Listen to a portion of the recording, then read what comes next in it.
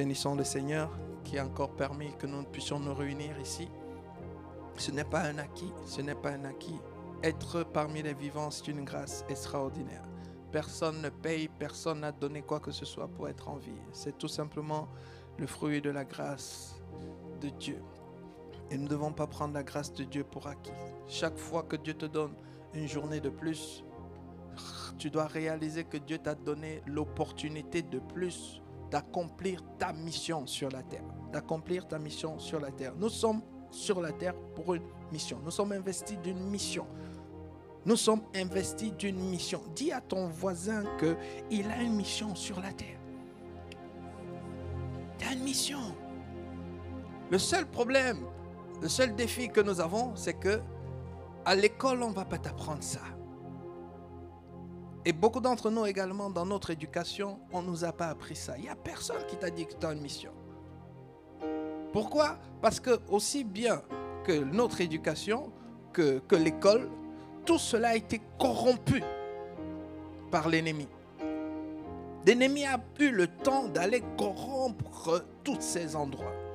Et lorsque nous sommes nés, on nous a envoyés vers ces endroits qui sont corrompus. Corrompus, ça veut dire qu'on a transformé la vérité. On a changé la vérité en mensonge. Au point où le mensonge maintenant a l'air vrai. Mais nous bénissons le Seigneur pour son Église. Nous bénissons le Seigneur pour sa parole. Parce qu'elle est là pour nous rappeler qu'il y a une différence entre ce qui est vrai et ce qui est faux. Amen. Pour cela que lorsque nous venons dans la maison du Seigneur, nous devons réaliser que nous sommes venus nous rééduquer. Nous rééduquer. Mais nous, on n'accepte pas ça. La première chose que Jésus demande à chaque personne qui est née de nouveau, la première chose que Jésus demande à toute personne qui veut le suivre, c'est de renoncer à soi-même. Vrai ou faux? Renoncer à soi-même, ça veut dire que tout ce qu'on t'avait appris, ça veut dire que tout ce qui fait l'objet de tes pensées, tout ce qui fait l'objet de tes connaissances, et il dit rejette ça. Ça veut dire que accepte, déclare que c'est faux, déclare que c'est le mensonge, au point où tu n'auras plus à t'appuyer là-dessus. C'est pour cela qu'il a dit que le royaume appartient à ceux qui sont comme des petits-enfants. Ce n'est que lorsque tu te débarrasses de tous les mensonges, ça veut dire que toutes les choses que tu avais apprises avant de venir à Christ, lorsque tu te débarrasses de toutes ces choses, de tout ce que tu croyais connaître, de tout ce qui faisait l'objet de tes connaissances, alors qu'est-ce qui te reste? Rien du tout. Lorsque tu n'as plus rien dans ta tête, on appelle ça tu es devenu ignorant. Et quand tu es devenu ignorant, spirituellement, on considère que tu es redevenu comme un petit enfant. Et lorsque tu es redevenu comme un petit enfant, qu'est-ce que Dieu dit à propos de toi? Et il dit que maintenant tu es qualifié pour entrer dans le royaume. Pourquoi? Parce que ce n'est qu'un petit enfant qui est prompt à recevoir ce qu'on lui donne et ce que le Père lui donne. Donc Dieu veut que quel que soit ton âge, lorsque tu viens à Christ, que tu redeviennes d'abord comme un petit enfant pour que tu sois maintenant capable d'être rééduqué. Et ce qu'il faut savoir, c'est que la rééducation a pour objectif de nous communiquer par les enseignements, par la parole, parce que tu es vide maintenant à l'intérieur, parce que tu as renouvelé mon intelligence. Maintenant, toute parole qui va venir, la parole qui va venir, c'est une parole de Christ. Ça veut dire que c'est la vérité. Et maintenant, la Bible dit que la parole est esprit et vie. Ça veut dire que tu ne reçois pas seulement un son, mais tu es en train de recevoir un esprit. Et cet esprit, comme ça correspond à la vérité, ça veut dire que c'est l'esprit de Christ. Ça veut dire que tu es en train d'être rempli de Christ. Et lorsque tu es rempli, à un certain moment, tu es obligé de manifester celui qui t'a rempli. Ça veut dire que tu deviens Christ sur la terre. Mais beaucoup d'entre nous, on passe à côté de l'opportunité de devenir Christ sur la terre, tout simplement parce qu'on n'a jamais fait de l'espace. On n'a jamais pris le temps de redevenir comme les petits-enfants. Ça veut dire que le mensonge, parce que le mensonge aussi c'est une parole, le mensonge aussi c'est un esprit, sauf que ce n'est pas l'esprit de Christ, c'est l'esprit de l'autre côté. Donc l'esprit de l'autre côté, on continue à l'entretenir. Mais l'esprit, c'est aussi un esprit. Ça veut dire que c'est lui qui continue à te conduire vers des choses que tu ne veux pas faire. C'est la raison pour laquelle Jésus a dit aux Juifs qui ont cru en lui, je pense que c'est dans Jean 8, à partir du verset 30, il a dit aux Juifs qui ont cru en lui, il dit, ok, vous avez cru en moi, c'est bien, mais ça ne veut rien dire. Vous êtes toujours remplis de démons. Bon, il n'a pas dit ça comme ça, ok, mais il leur a dit que maintenant, si vous demeurez en moi et que ma parole demeure en vous, ça veut dire que si c'est ma parole maintenant qui prend la place, elle dit que là vous allez connaître la vérité et la vérité va vous affranchir. Elle va vous affranchir de quoi? Elle va vous affranchir des démons, elle va vous affranchir de ces esprits vous a communiqué dans votre éducation, qu'on vous a communiqué à l'école, qu'on vous a communiqué par les médias, parce qu'on n'écoute pas seulement ce qu'on écoute dans les médias, ce qu'on a écouté à l'école, ce qu'on a écouté dans tout ce qui n'était pas vrai, c'était des esprits qui nous ont été communiqués. Et ce sont ces esprits qui agissent. Et vont agir jusqu'à ce que nous acceptons de renoncer à nous-mêmes. Ça veut dire que nous prenons le temps de nous débarrasser de tous ces esprits. Comment on se débarrasse? On ne se débarrasse pas juste en priant. Non, il a dit toi-même, tu renonces à toi-même. Ça veut dire que nous devons accepter nous-mêmes que ce qu'on nous a appris est faux et qu'on décide que c'est faux et que j'en ai plus besoin de ça et qu'on ne va plus s'appuyer sur ça parce que c'est faux. C'est comme ça qu'on est délivré. C'est comme ça qu'on est délivré. On n'est pas délivré parce qu'on t'a imposé la main et puis tu es tombé. Non, la délivrance c'est ça. C'est que, ok, donc tout le temps là vous m'avez trompé. Donc moi je faisais ça en croyant que c'était vrai alors que c'était une erreur. Ok Seigneur, merci pour cette révélation. À partir d'aujourd'hui, je ne ferai plus ça parce que ça va me détruire. Ça m'a détruit et puis ça m'a détruit et puis maintenant c'est assez, c'est assez. C'est ça la délivrance. Et subitement, on va te dire que, mais pourquoi tu n'as plus, tu n'as plus de téléphone? Je dis non, mais j'ai pas de téléphone. Mais pourquoi? Ah, mais non, tu vois, avant, on m'avait appris qu'il faut aller sur YouTube, il faut aller sur ceci, parce qu'il y a des informations intéressantes là-bas, tu peux apprendre beaucoup de choses. Mais j'ai compris que tout ce qui me dérange là depuis, j'arrive pas à dormir la nuit, j'ai juste des images bizarres et tout, j'ai envie de faire les choses bizarres. Je viens de comprendre que mais ça vient de ce que je me connecte régulièrement. Donc maintenant j'ai compris, maintenant que j'ai compris que c'est de là que ça vient, je ne suis plus fou d'aller là-bas. Tu vois, on ne lui a pas imposé la main. Mais il a trouvé la force de ne plus se connecter sur des trucs bizarres. Parce qu'il a eu la révélation. Parce qu'en fait, il a maintenant compris comment en fait c'était le mensonge. Amen. Pourquoi tu parles? Mais c'est pas lui qui t'a fait du mal. Mais non, on m'avait trompé. On m'avait dit que c'était mon ennemi. Et j'étais convaincu que c'était mon ennemi. C'est pour ça que je le fuyais. C'est pour ça que je voulais même pas lui parler. C'est pour ça que je priais même pas pour lui. Mais j'ai compris qu'on m'a trompé. J'ai compris comment en fait cette personne-là, Dieu l'aime. Dieu l'aime. Et si Dieu l'aime, qui suis-je pour ne pas l'aimer? Comment je peux montrer à Dieu que j'aime Dieu si moi je n'aime pas celui que Dieu aime? On ne lui a pas imposé les mains. Il a juste réalisé qu'en fait on l'avait trompé. Et il s'est ajusté, tout simplement. Donc aujourd'hui, nous allons avancer. Nous avons commencé il y a quelques semaines sur thématique très importante. Déjà, j'aimerais bénir le Seigneur. Qui était là dimanche dernier? Dimanche dernier, je n'étais pas là. Okay? Mais le Seigneur nous a parlé à travers des vases d'exception, des vases qu'il prépare. Amen. Est-ce que quelqu'un peut acclamer le Seigneur si tu étais là et que le Seigneur t'a béni, même comme moi physiquement, je n'étais pas là? Amen. C'est comme ça que le Seigneur a dit. Voilà. Non, je n'étais pas là, ça veut dire que c'était la même chose également au culte en néerlandais. Je n'étais pas là. Voilà. Mais le Seigneur avait également un vase. La même chose pour le culte en anglais. Je n'étais pas là. Voilà. Mais le Seigneur se préparait quelqu'un. Est-ce qu'on peut vraiment acclamer? C'est une grâce. C'est pas un acquis. C'est une grâce extraordinaire. Ça montre que nous ne perdons pas notre temps. Ça montre que voilà, beaucoup ne perdent pas leur temps. Beaucoup veulent aller quelque part. Mais notre prière, c'est que ce ne soit pas seulement un certain nombre de personnes. Notre prière, c'est vraiment que tous ceux qui viennent dans cette bergerie, tous ceux qui viennent dans le corps de Christ, viennent avec le désir de se laisser utiliser par Dieu. Amen. Il y a des besoins. Il y a des besoins. Quand je ne suis pas ici parce que je me repose. Non, quand je ne suis pas ici, c'est parce que Dieu m'a donné une mission quelque part d'autre. Amen. C'est comme cela. On ne se repose pas. On se reposera au ciel. Amen. Pourquoi? Parce que les besoins sont là. Pourquoi? Parce que Dieu a promis des réponses à des personnes. Dieu a promis des solutions à des personnes. Et Dieu leur a dit, j'ai des enfants, je vais t'envoyer des enfants. Sauf que quand Dieu dit, mon enfant, est-ce que tu peux aller là-bas donner telle chose à telle personne que j'ai promis?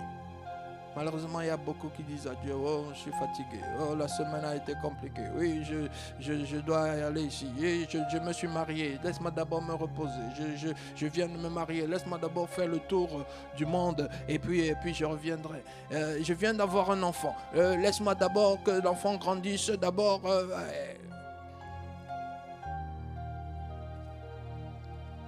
Et là, la personne ne dit même pas que tu viens de me donner un enfant. Non, je viens d'avoir.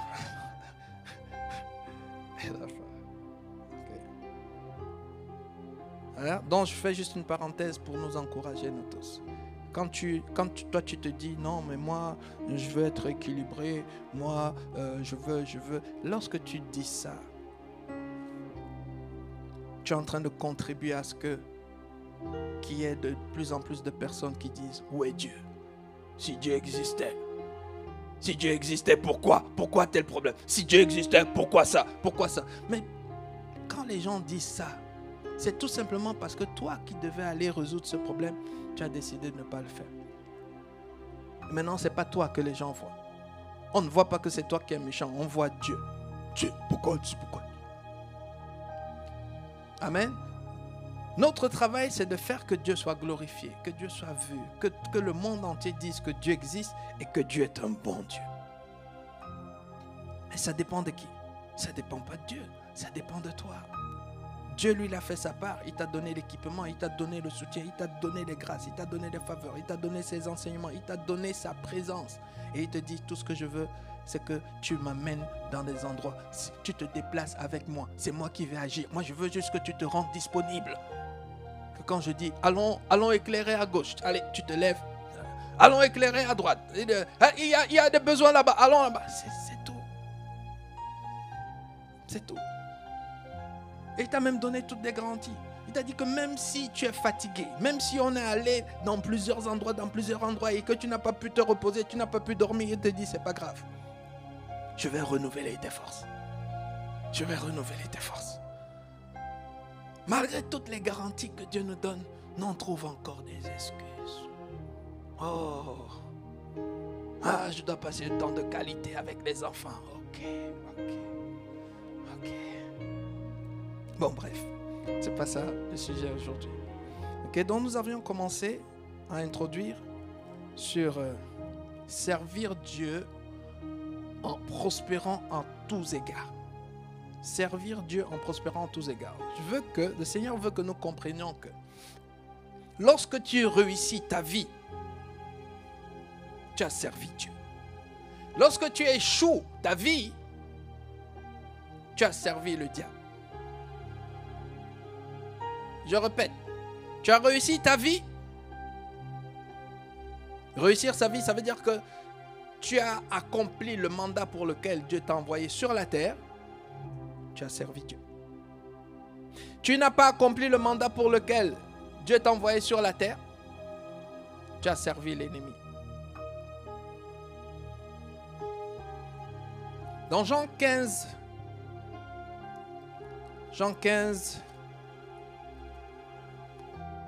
verset 16, je pense.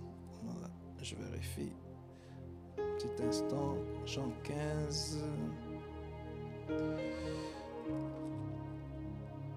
Voilà, verset 16. C'est ça, Jean 15, 16. Le Seigneur dit, ce n'est pas vous qui m'avez choisi, mais moi, je vous ai choisi. Et je vous ai établi, afin que vous alliez et que vous portiez du fruit et que votre fruit demeure.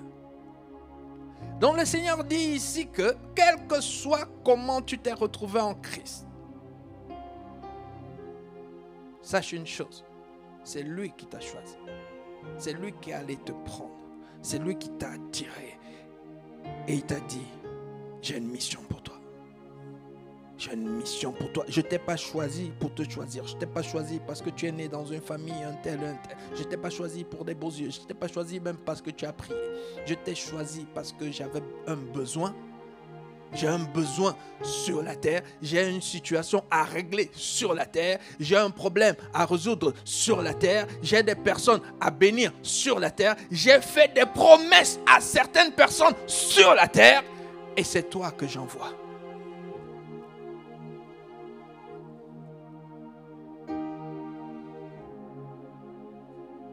C'est comme une personne qui a commandé des articles sur Amazon. Amazon lui dit, il n'y a pas de problème, je vais te livrer des articles dans 2 jours, dans 3 jours maximum. Je te livre tes articles. Et maintenant Amazon prend les articles et Amazon cherche un livreur. Et il dit, toi livreur, je t'ai choisi, viens. Allez, prends ces paquets-ci. Tu vas aller les livrer à un tel et à un tel, à un tel et à un tel. Je leur ai promis qu'ils auront leur paquet dans 3 jours.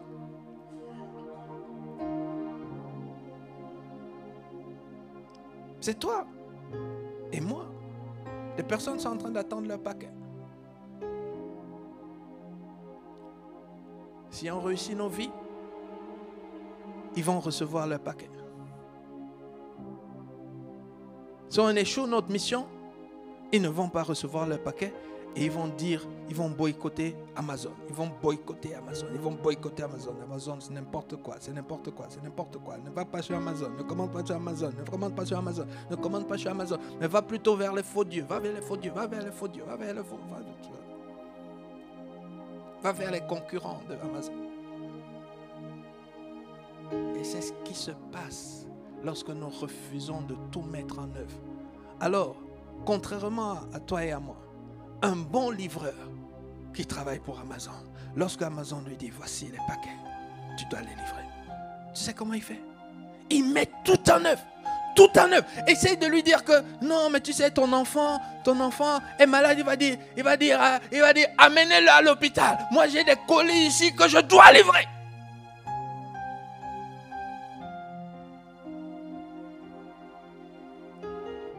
Ta femme a besoin de toi ici. Dis-lui que je suis en train de livrer les colis et que c'est pour nous. C'est pour nous que je le fais. Donc elle a intérêt à attendre.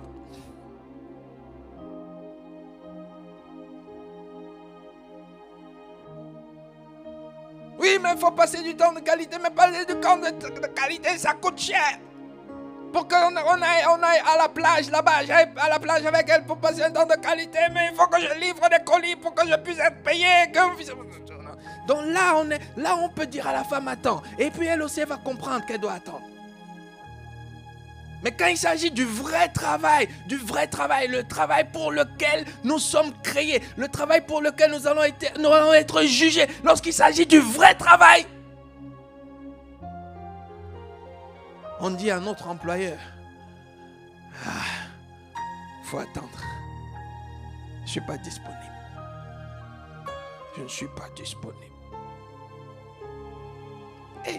Bon, tu n'es pas disponible pour ton vrai employeur. Mais entre-temps, tu vas aller à la plage. Mais comment tu vas aller? Tu vas aller à la plage avec quel souffle de vie? Dis à ton voisin, tu vas aller à la plage avec quel souffle de vie?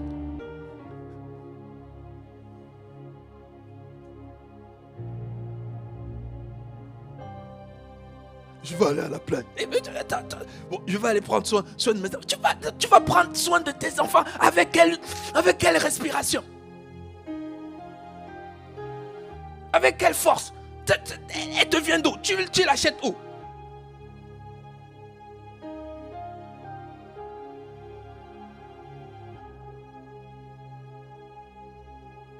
Non, mais parfois nous sommes insensés. Pas parfois, la plupart du temps. On ne se rend même pas compte. celui qui nous donne le souffle de vie, celui qui combat pour nous. Tu n'as aucune idée, personne n'a aucune idée du combat qui est mené par le ciel la nuit pendant que tu es en train de dormir. Tu n'as aucune idée. Il suffit d'aller lire le livre de Job. Job vivait comme nous tous. Job dormait, il se réveillait, il pensait comme nous tous que non, il a mis son alarme, c'est pour ça qu'il s'est réveillé. Il croyait qu'il est dans un bon quartier, un quartier sécurisé, c'est pour cela qu'il se lève le matin. Il croyait comme nous. Il mange sainement, il fait du sport, c'est pour ça qu'il est en forme. Il prie, c'est pour ça que rien n'arrive à ses enfants.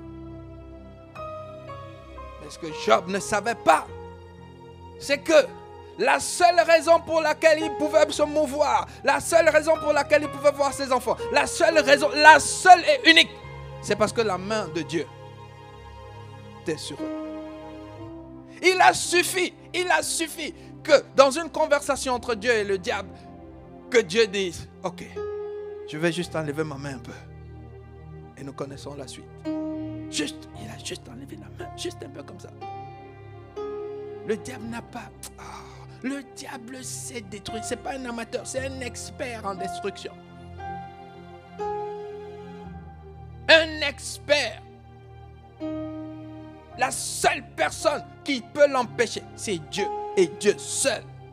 Sauf que la seule personne qui peut empêcher l'ennemi, cette personne-là, quand elle te dit va à gauche, va à droite, tu te dis...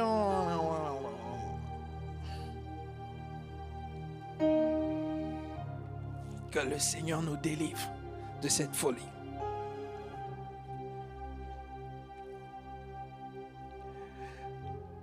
Donc nous avons compris que dans Jean 15, verset 16, Dieu nous a donné une mission.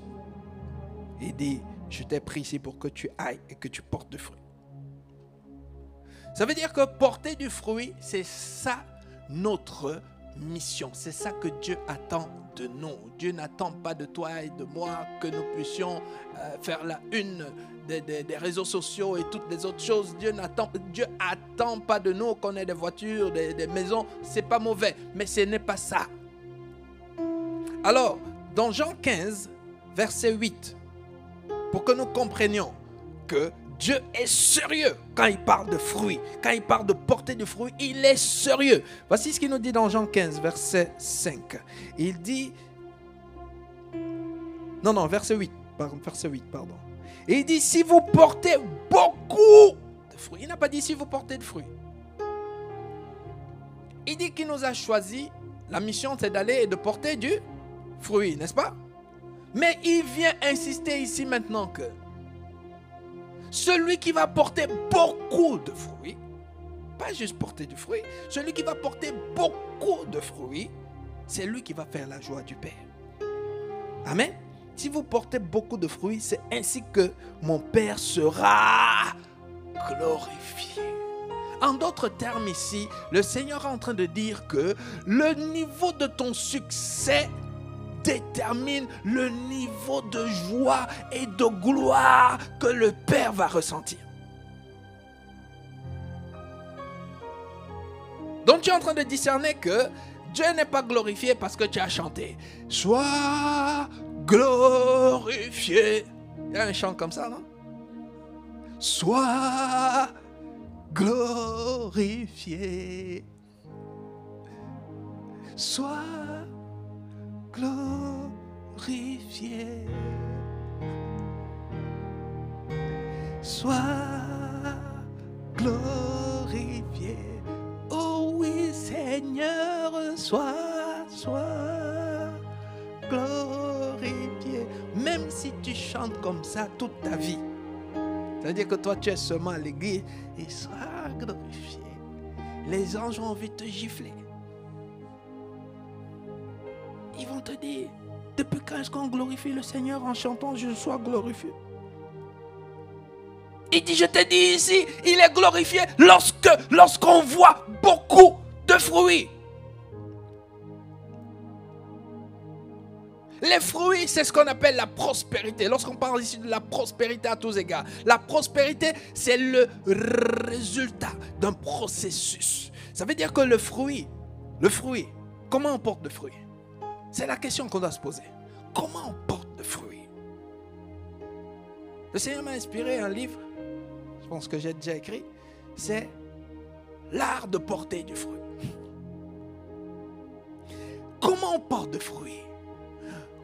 Pour savoir comment on porte de fruits, il faut regarder l'arbre. Moi, j'aime bien les arbres. Les arbres, Dieu a voulu qu'on soit comme les arbres. Regarde, dans Psaume 1, il parle de cet homme qui est sage, qu'il a refusé de s'asseoir avec les moqueurs. Il a refusé de prendre le chemin des méchants. Il a plutôt choisi de plonger toute sa vie dans la parole qu'il médite et qu'il met en pratique. Il médite et il met en pratique. La Bible dit qu'il est comme un arbre planté près d'un courant d'eau, n'est-ce pas?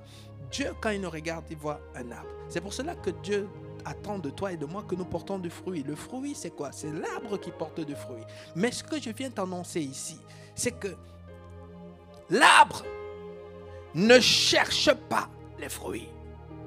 On ne cherche pas le succès. On ne cherche pas la prospérité.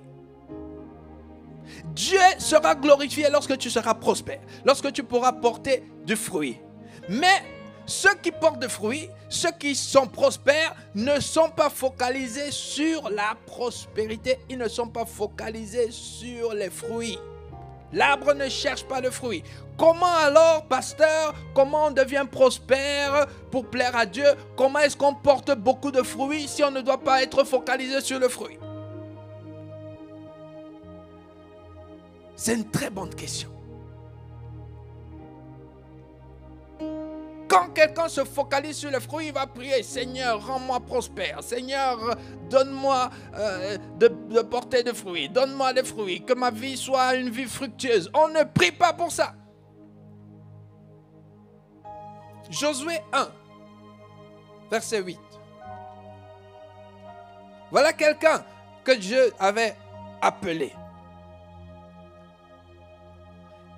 Dieu lui a donné un mandat. Ça veut dire que Josué avait une mission. Mais Dieu avait plus intérêt, écoutons très bien, Dieu avait plus intérêt à ce que Josué réussisse sa mission que Josué lui-même.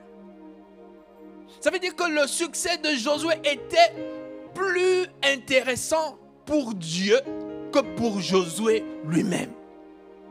Parce que Dieu avait déjà fait une promesse. Dieu avait dit au peuple, écoutez très bien, je vais vous faire entrer dans la terre promise. C'est ce que ça veut dire? Ça veut dire que si le peuple n'entre pas dans la terre promise, Dieu devient un menteur. Dieu a engagé sa parole. Et maintenant, Dieu choisit quelqu'un, comme Amazon. Il dit, toi, Josué, tu as un bon véhicule.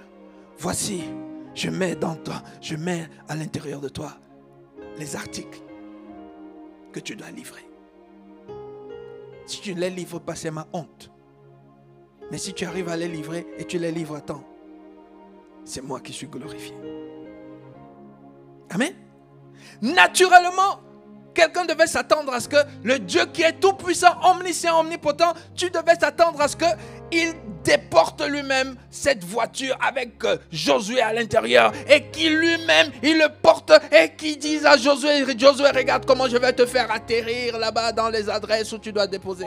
Nous, c'est comme ça que nous sommes devenus. On attend le miracle partout. Dieu te dit fais et tu dis non, Seigneur, hey, fais-le en moi, fais-le en moi. Il ne le fait pas en toi. Il a dit à Josué, regardez Josué, il dit Josué, je te donne une mission. C'est vrai, je suis Dieu, je suis omniscient, omnipotent, je peux tout faire. Mais ici, c'est toi qui dois faire. Il dit Josué, que ce livre de la loi ne s'éloigne point de ta bouche. Parce que Josué lui a demandé de l'aide. Il a dit, mais Seigneur, aide-moi. Aide-moi. Il a dit, je vais t'aider. Ok. Peut-être que Josué s'attendait à ce que, comme Philippe, il le déporte. Tu vois, non? Il y a beaucoup de chrétiens qui veulent, oh, Seigneur, fais-moi comme Philippe. Allez, je disparais, j'arrive là-bas, après je redisparais. Il lui dit, ok, je vais t'aider. Je vais t'aider avec un conseil, avec une clé. La clé du succès, la clé de la prospérité, la clé de porter de fruits. Il dit, voici la clé. Il dit, premièrement, la connaissance de la vérité. Que ce livre ne s'éloigne point de ta bouche. médite le jour et nuit pour agir. Donc, deuxièmement, la pratique de la connaissance. Tu connais et maintenant tu pratiques ce que tu connais. Il dit agis fidèlement. Selon quoi? Selon tout ce qui est écrit. Ça veut dire que lorsque tu connais la recette du gâteau, là où on a dit 2 cuillerées, tu dois d'abord arrêter. Cuillerée de quoi? À soupe ou à café? C'est précis, vrai ou faux? On va te dire 2 cuillerées, toi tu vas seulement, tu prends une louche de 2 cuillères. Non, tu vas dire à café. Quand on va te dire à café,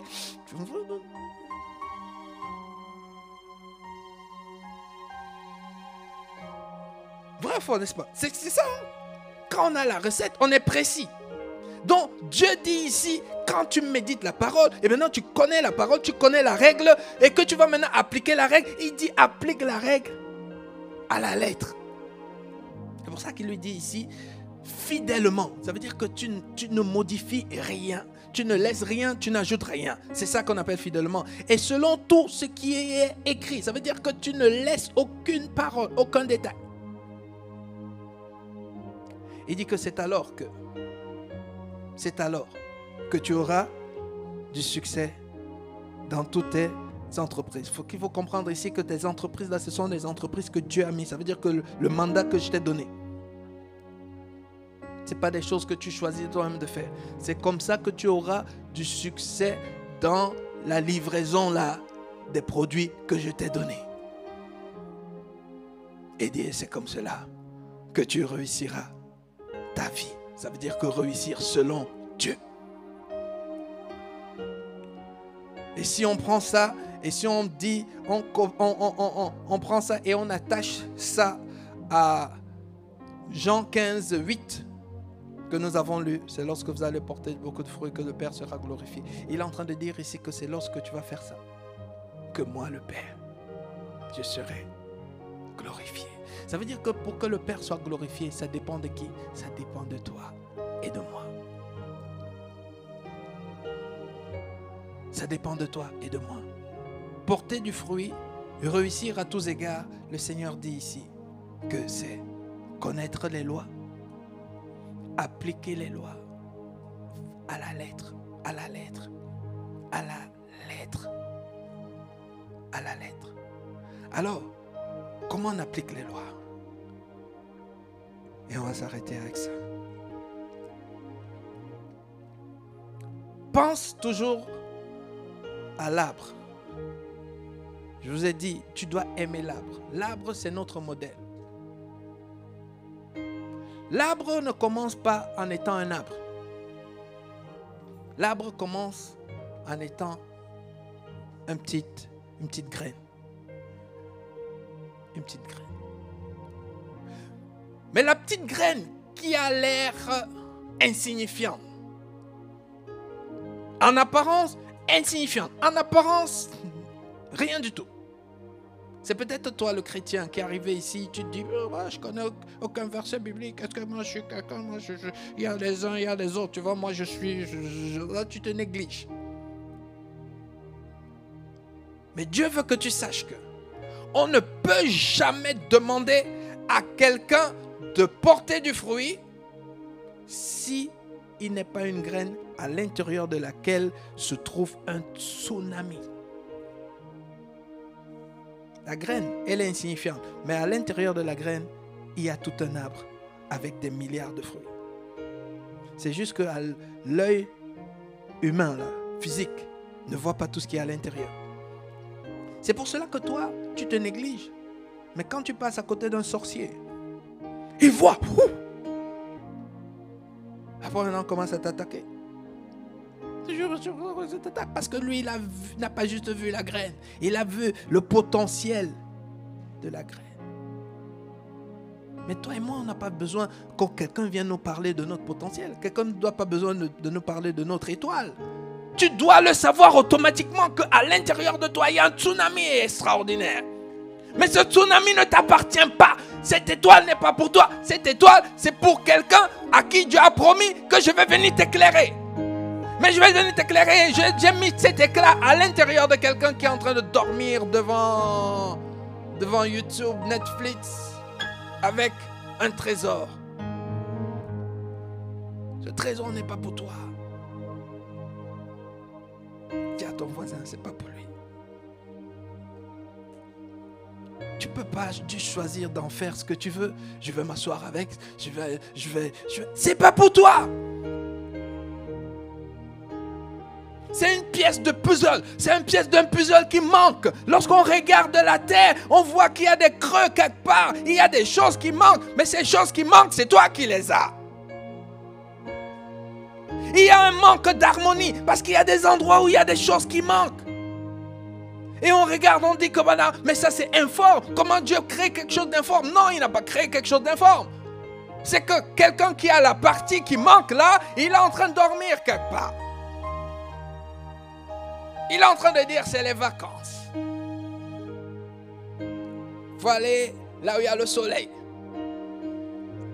Même s'il est né là où il y a le soleil, il a grandi. Alléluia. Alors comment on fait? Jésus a dit, et je m'arrête avec ça. Je vous donne juste la première clé pour porter du fruit. Le grain que tu es, le grain que je suis, sa mission c'est de porter du fruit. Sa mission c'est pas de rester grain. On est d'accord, n'est-ce pas? Ce grain-là doit glorifier Dieu. Mais ce grain ne peut pas glorifier Dieu s'il reste grain. Aucun grain ne peut glorifier Dieu. Alors, Jésus dit, la première étape pour que ce grain puisse un jour faire la gloire de Dieu, la première étape pour que ce grain-là puisse un jour porter du fruit pour que Dieu soit glorifié, la première étape pour que ce grain puisse être une source de bénédiction et il vient combler tous les trous pour qu'il y ait l'harmonie et que tout le monde sourit et dit « Oh, Dieu est bon !» Et il dit que la première étape, c'est que ce grain de blé, qu'on le mette à terre et qu'il accepte de mourir. Qu'il accepte de mourir. Qu'il accepte de mourir. Il a dit, si le grain de blé qui est tombé à terre ne meurt, il reste seul. Mais s'il accepte de mourir, il va porter beaucoup de fruits. Okay? Est-ce qu'on peut le trouver? Je pense que c'est dans Jean 12, quelque part. Bon, si vous le trouvez, vous l'affichez. C'est bien qu'on l'affiche quand même. Jean 12, 24, quelque part, je pense. Si je ne me trompe pas. Voilà, donc c'est Jean 12, 24, effectivement. Ok? Jean 12, 24, il dit, en vérité, je vous le dis, si le grain de blé qui est tombé à terre ne meurt, il reste seul. Mais s'il meurt, il porte beaucoup de... Maintenant, nous avons vu dans Jean 15, verset 8, que pour que Dieu soit glorifié, il faut quoi? Il faut porter beaucoup de... C'est lorsque vous allez porter beaucoup de fruits que le Père sera glorifié, n'est-ce pas? Mais il est en train de dire ici maintenant que pour porter beaucoup de fruits, il faut quoi? Il faut que le grain de blé, en d'autres termes, il est en train de dire que si tu veux que Dieu soit glorifié, tu dois accepter de mourir. C'est le seul chemin. C'est le seul chemin pour espérer porter du fruit et pour espérer que Dieu soit glorifié. Ça veut dire que, bien-aimés, je vais m'arrêter avec ça. Arrêtons de rigoler et de penser qu'on peut porter du fruit en passant par un autre chemin. Il n'y a pas un autre chemin. Il n'y a pas un autre chemin pour porter du fruit. Il n'y a pas un autre chemin. S'il y avait un autre chemin, Jésus nous aurait montré. S'il y avait un autre chemin, s'il y avait une autre façon de porter beaucoup de fruits, Jésus nous aurait dit. Jésus nous aurait dit. Regardez maintenant, on est toujours dans Jean 12, 24. Regardez ce qu'il dit au verset 25. Il dit, celui qui aime sa vie la perdra. C'est toujours. Maintenant, il veut t'expliquer ce que veut dire mourir. Mourir ici, c'est ne pas aimer sa vie. On est d'accord? On est ensemble? Il dit, celui qui aime sa vie la perdra. Ça veut dire que celui qui aime sa vie ne pourra jamais porter beaucoup de fruits. Il dit, celui qui est sa vie, ça veut dire qu'il n'aime pas sa vie dans ce monde, c'est lui qui la conservera pour la vie éternelle. En fait, bien aimé, ce que nous devons comprendre, c'est que chaque fois que tu verras quelqu'un porter beaucoup de fruits, notre apôtre Yvan, notre apôtre Yves, qui excelle dans tout ce qu'ils font.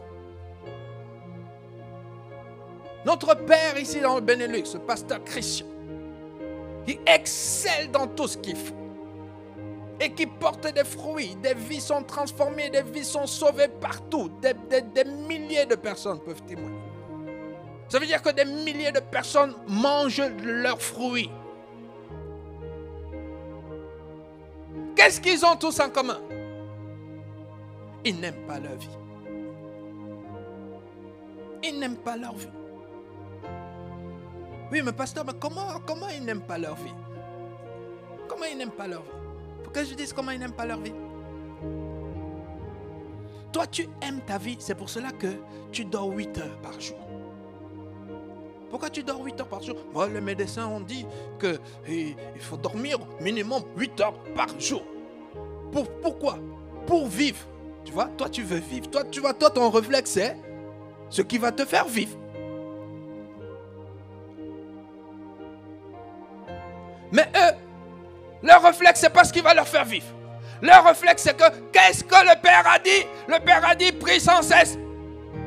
Ok, quand il a dit prie sans cesse, il n'a pas dit que, il n'a pas pensé qu'il y a 8 heures de... Il a dit prie sans cesse. Il le réveille à minuit.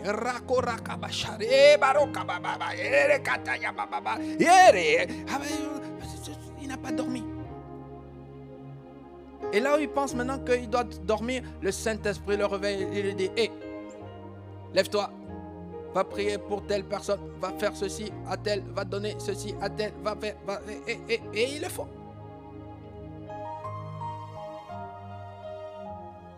Il dort quand? Non, tu vas, il n'a pas de sommeil. Quelqu'un est en train de dire, mais ils passent quand même des temps de qualité avec leurs enfants. Pas de temps de qualité. Comment il passe tant de qualité quand il est à Bujumbura aujourd'hui, après le soir il est à Côte d'Ivoire, après il est là-bas, il est là-bas. Son temps de qualité, il est où? Après il doit conduire la prière, 24 heures de prière. Après il doit faire la croisade là-bas. Après il est là-bas. Après... Comment? C'est ça qu'on appelle ne pas aimer ta vie.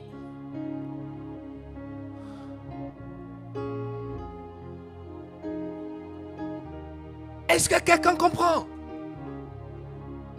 Je ne sais pas où est-ce que nous on veut cette vie de je dois dormir, je dois aller en vacances, je dois aller... Mais c'est pour cela qu'au dernier jour, Dieu va dire, tu m'as fait honte.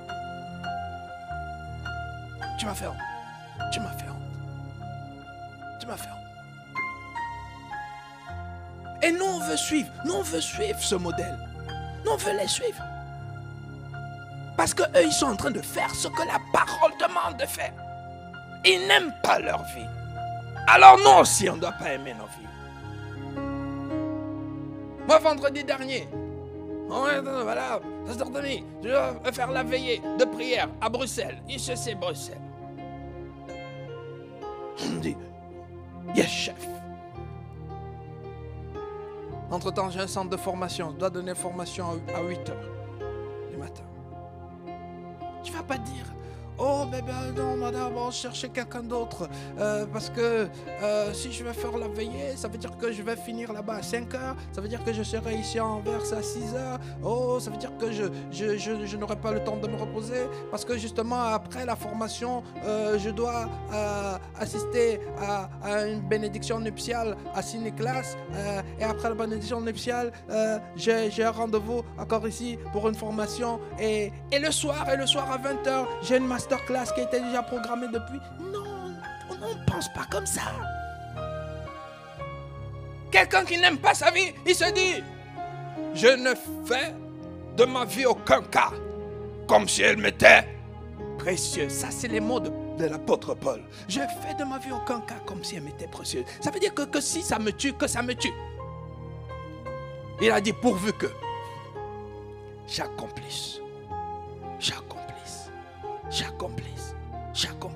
Ça veut dire que ce qui compte, ça c'est la mentalité des gens qui n'aiment pas leur vie.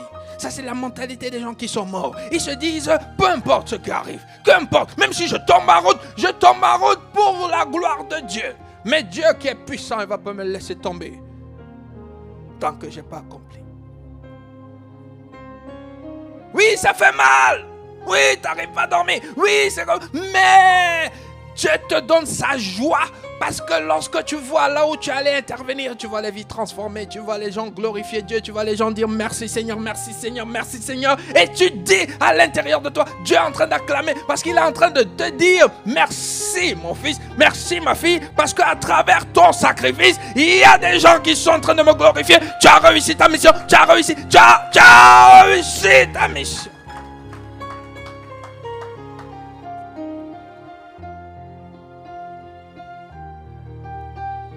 Je te donne ça, pas pour dire que je fais quelque chose. Je te donne ça juste parce que parfois il faut illustrer.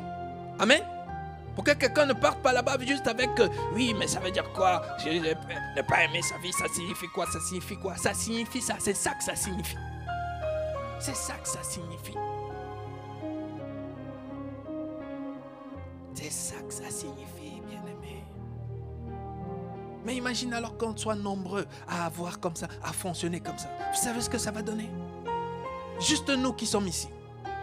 Ça va faire que toute la ville d'Anvers saura que Dieu a des enfants ici. Mais si on est devant la télé, avec toute la gloire, Dieu dit amène-moi là-bas, amène-moi là-bas. Je dis, non Seigneur, je t'amène nulle part. Je t'amène nulle part, je suis trop fatigué. Comment les gens verront Dieu? Et s'ils ne voient pas Dieu, comment est-ce que Dieu va être glorifié? Alléluia. Ça c'était juste la première clé. On va revenir là la semaine prochaine. Mais sache que si tu ne portes pas de fruits, Dieu ne peut pas être glorifié. Dieu ne va pas être glorifié parce que tu as chanté. Sois glorifié. Est-ce qu'on peut incliner la tête? C'est vrai que le temps est avancé.